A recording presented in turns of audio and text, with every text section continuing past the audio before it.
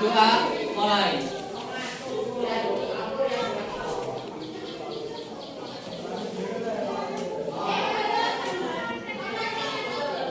Selesai. Oke, selamat pagi anak-anak. Gimana kabarnya hari ini?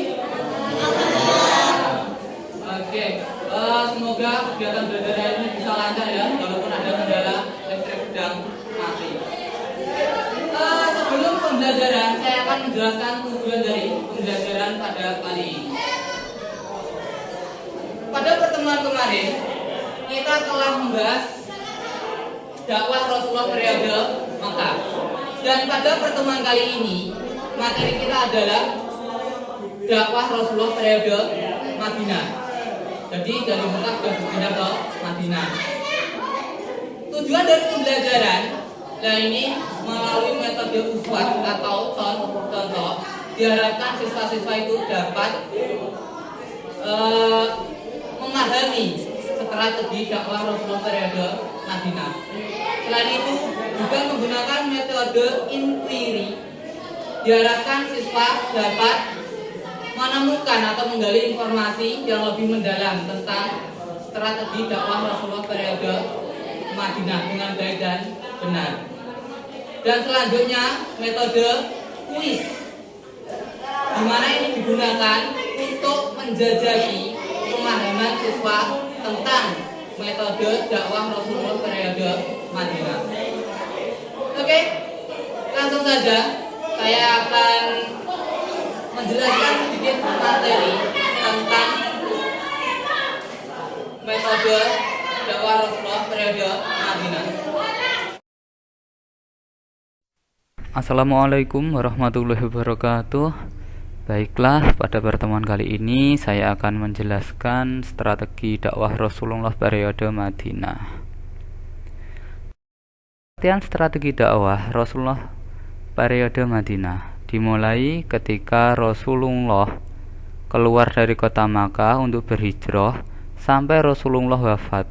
Semua bentuk dakwah dalam kurun waktu ini dinamakan dakwah Rasulullah periode Madinah. Nah, ini ada gambar yang pertama.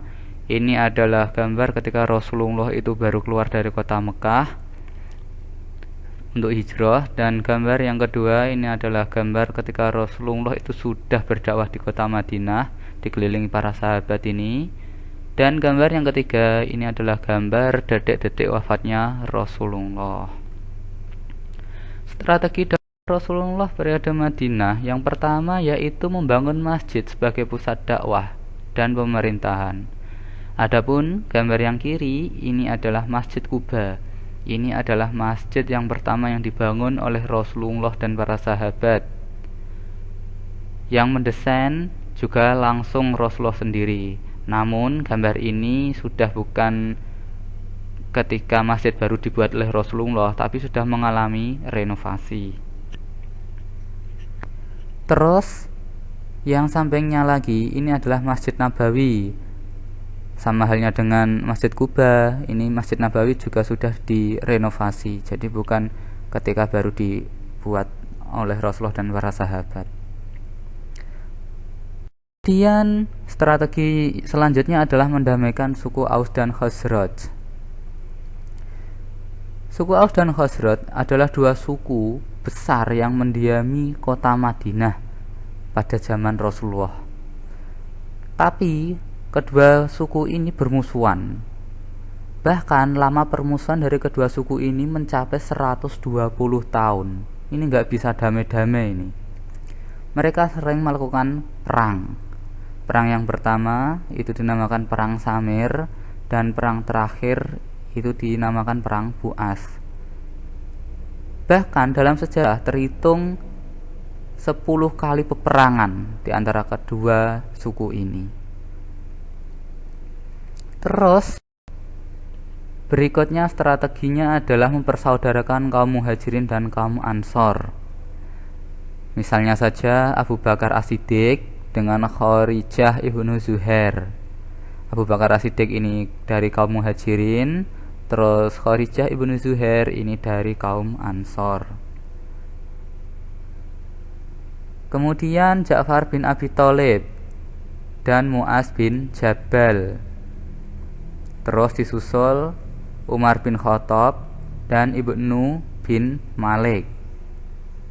Kemudian Rasulullah juga mempersaudarakan Abdurrahman bin Auf dengan Sa'ad bin Rabi'. Dan yang terakhir, Rasulullah sendiri mempersaudarakan dirinya dengan Ali bin Abi Thalib. Memang secara nalar Rasulullah juga dari Mekah, Ali bin Abi Thalib juga dari Mekah.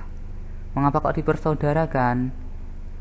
Perlu kita ingat bahwasanya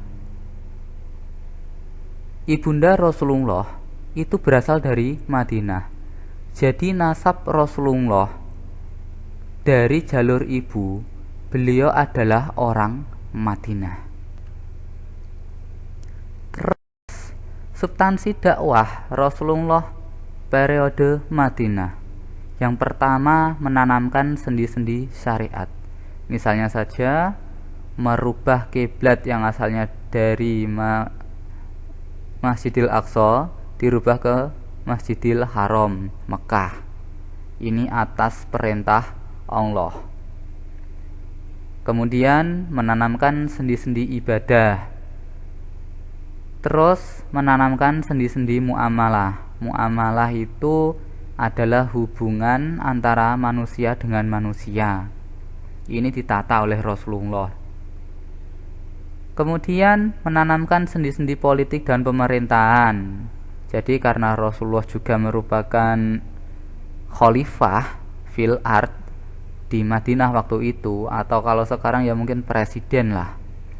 Nah, jadi beliau juga menanamkan sendi-sendi politik pemerintahan yang sesuai dengan aturan syariat Islam.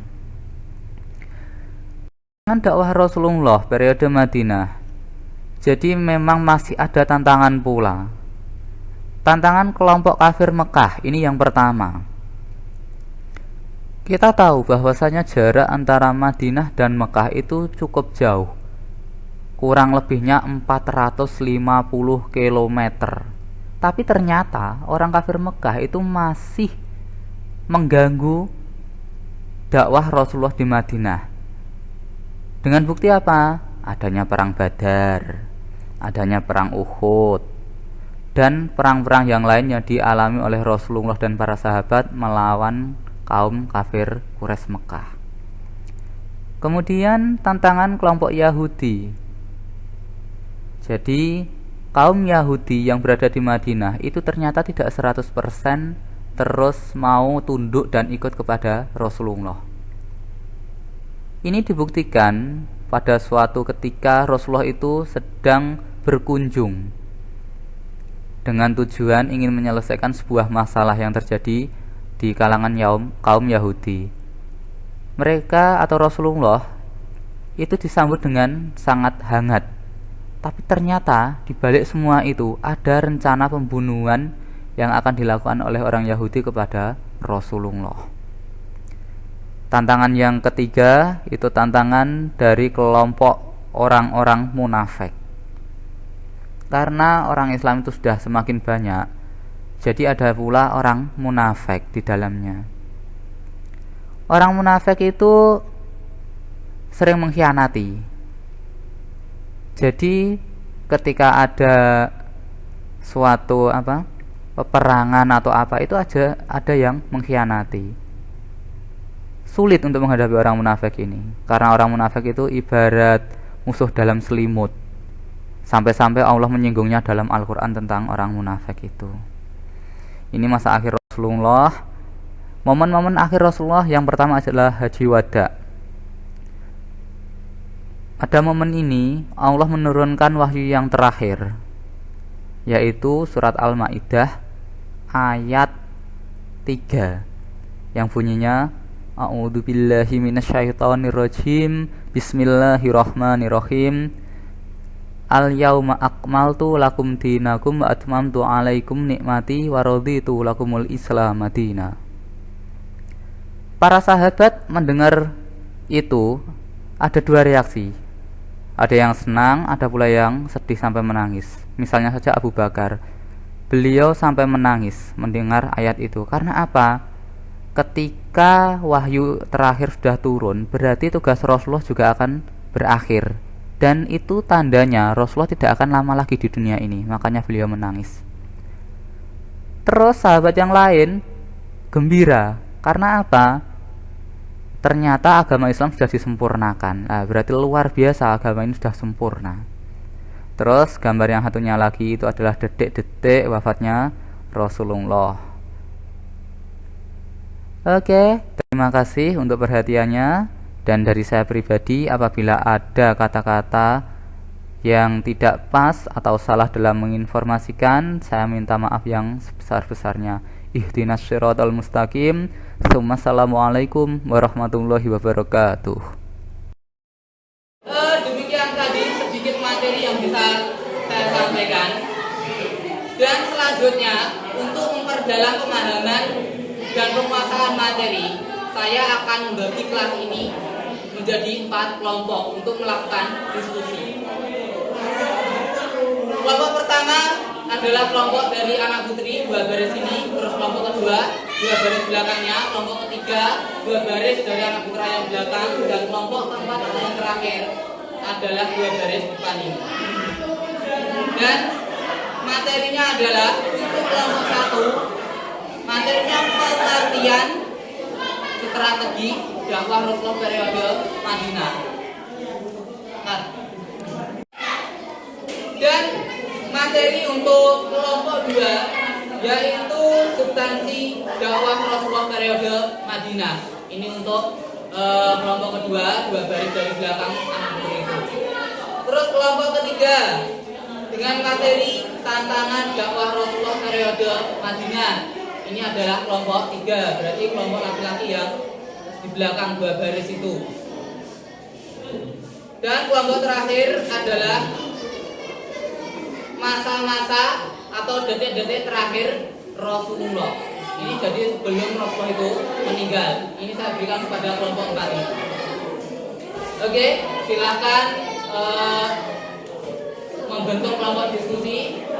Silakan ditata bangkunya untuk berdiskusi.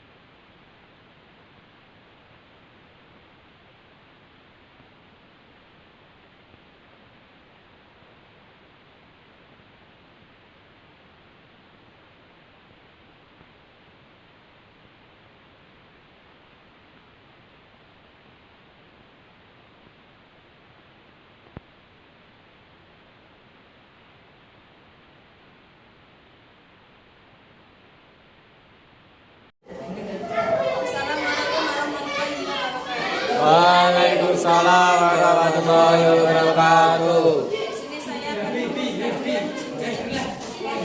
tentang pengertian strategi dakwah Rasulullah periode Madinah, dimulai dari Rasulullah keluar dari rumah sekelompok pemuda Badui yang berencana membunuhnya sampai Rasulullah. Semua beberapa dalam keadaan waktu ini masuk ke dalam dakwah Rasulullah periode Madinah, yaitu termasuk perang Badar dan perang Uhud dan lain-lain. Demikianlah yang dapat saya sampaikan. Jika ada salah saya minta maaf. Cukup sekian dari saya. Assalamualaikum warahmatullahi wabarakatuh. Oke, terima kasih saya sampaikan kepada kelompok 1 yang sudah memberikan perwakilannya untuk presentasi. Dan selanjutnya saya persilakan untuk kelompok 2 mempresentasikan hasil diskusinya. Kepada perwakilan kelompok 2 saya persilakan. Assalamualaikum warahmatullahi wabarakatuh. Waalaikumsalam warahmatullahi wabarakatuh. Saya di sini saya akan membacakan hasil diskusi tentang periode Madinah. Yang pertama pembangunan masjid, yang kedua dalam perbaikan sekolah.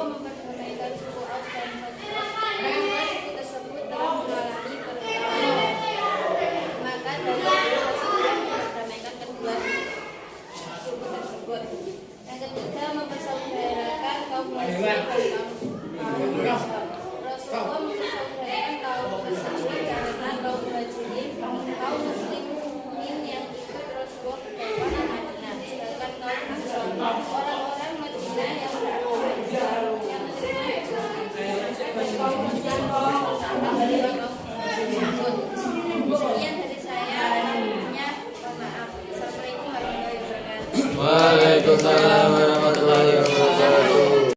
Terima kasih untuk kelompok kedua. Dan mari kita sambut tampilan dari kelompok ketiga.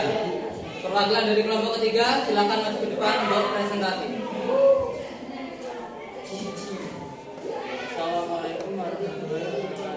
Waalaikumsalam warahmatullahi wabarakatuh. Ini saya akan mempresentasikan hasil kerja kelompok 3, yaitu tantangan dakwah Rasul periode Madinah. 1. Rasul mendapat tantangan dari kafir Mekah, yaitu ketika Rasul sudah hijrah ke Madinah, kafir Mekah masih musuh atau membenci Nabi sampai terjadinya perang Badar dan perang Uhud. Dan pada saat perang Uhud, Nabi terkena yang sampai gigi Nabi patah. Yang kedua, Rasul mendapat tantangan dari Yahudi Madinah, yaitu ketika Rasul bertamu di kediaman Yahudi, orang Yahudi merencanakan ingin membunuh Rasul. Yang ketiga, Rasul mendapat tantangan dari orang munafik, yaitu ketika orang munafik di depan Rasul, orang munafik bersikap baik, dan ketika orang munafik di belakang Rasul, orang munafik itu menyebarkan judul-judul yang membawa derajat Nabi. Dan sekian dari saya. Itulah tadi penampilan dari kelompok ketiga. Dan tinggal satu kelompok, ini adalah kelompok yang terakhir, yaitu kelompok 4. Kepada presentator kelompok 4, saya persilakan.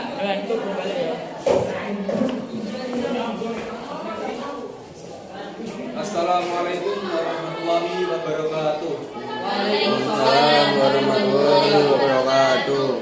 Berdirinya saya di sini akan menyampaikan hasil diskusi tentang masa akhir Nabi Muhammad SAW.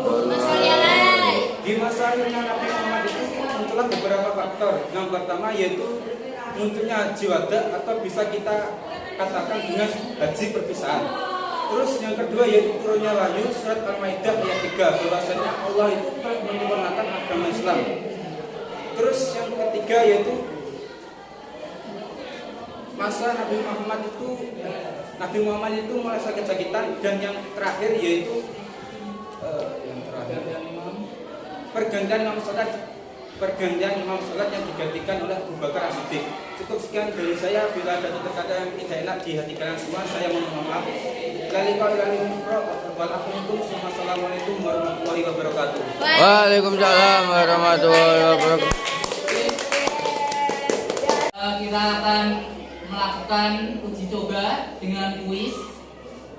Yang namanya saya panggil silakan maju ke depan. Ini langsung ada 4 anak saya panggil.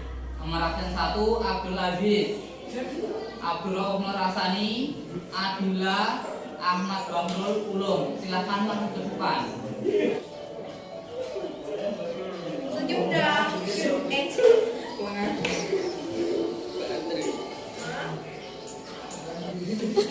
Oke.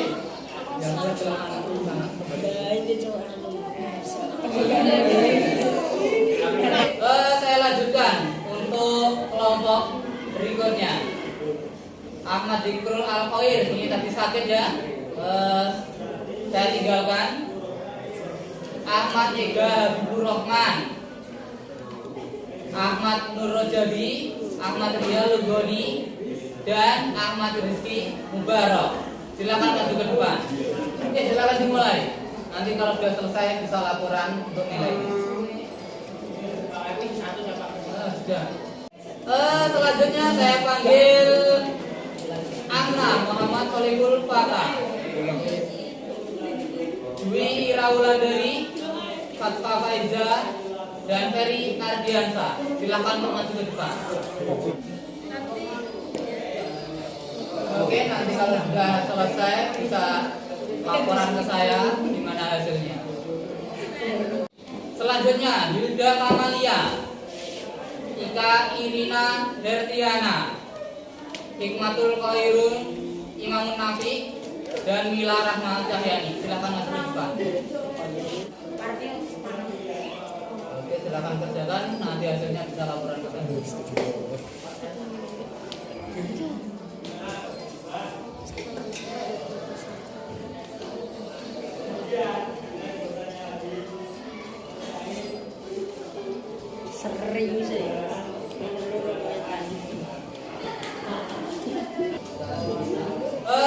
selanjutnya Muhammad Sofwan, Nur Hafizah Agustina, Nurul Komariah, dan Raffi Ahmad Junaidi. Silakan maju ke depan.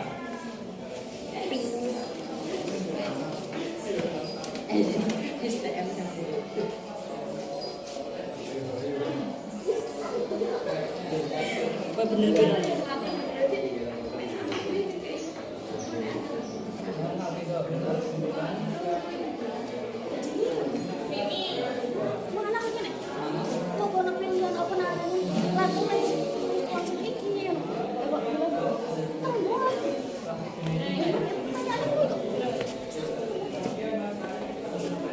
Oke, selanjutnya saya panggil Muhammad Izam Arido, Ranum Putri Ananta, Sayyidatul Rosida, dan Silvi Ya Fitri. Silakan.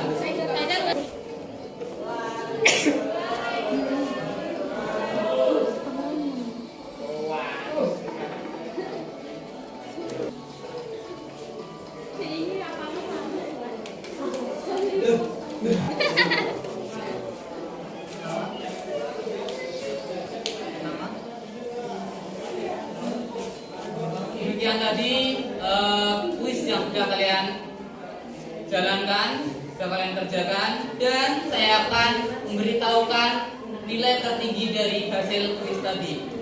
Yang pertama, Abdur Rauf Nur Asani dengan nilai 90. Terus menduduki urutan kedua dengan nilai 70, yaitu Abdul Aziz Ferry Ardiansa, Muhammad Izam Arido. Nah itu. Sorry, untuk yang tadi peringkat 1 ternyata ada 3 anak, Nur Hafizah Agustina dan Nurul Komariah dengan nilai 90. Demikian tadi semua kelompok berarti sudah presentasi. Dan mari kita mengadakan refleksi. Jadi yang dinamakan strategi dakwah Rasulullah periode Madinah itu adalah strategi dakwah yang dilakukan Rasulullah ketika mulai hijrah sampai Rasulullah wafat. Dalam kurun waktu ini semuanya masuknya ke strategi dakwah Rasulullah periode Madinah. Terus ternyata di situ juga ada substansi dakwah Rasulullah. Yang mana pertama adalah membangun masjid. Ada 2 masjid tadi yang dibangun, yaitu Masjid Quba dan Nabawi. Terus mendamaikan 2 suku besar yang berada di Madinah, yaitu suku Aus dan Khazraj. Dan yang ketiga, mempersaudarakan kaum Muhajirin dan kaum Ansor. Ini strategi dakwahnya. Substansi dakwah Rasulullah periode Madinah. Yang pertama, menanamkan sendi-sendi ibadah. Seperti contohnya ya tadi sudah dibacakan oleh teman-temanmu. Terus menanamkan sendi-sendi muamalah dan menanamkan sendi-sendi politik dan sosial. Oke, dan itulah tadi materi dakwah Rasulullah periode Madinah. Untuk pertemuan yang akan datang, kita akan membahas tentang Fathu Mekah. Saya harapkan kalian semua bisa belajar terlebih dahulu melalui LKS yang sudah kalian miliki, dan diperbolehkan untuk mencari di sumber lain lewat internet atau buku-buku yang relevan. Cukup itu saja. Kurang lebihnya saya mohon maaf apabila ada kesalahan atau salah tutur kata. Dan saya akhiri, Ihdinas Shiratal Mustaqim. Assalamualaikum warahmatullahi wabarakatuh.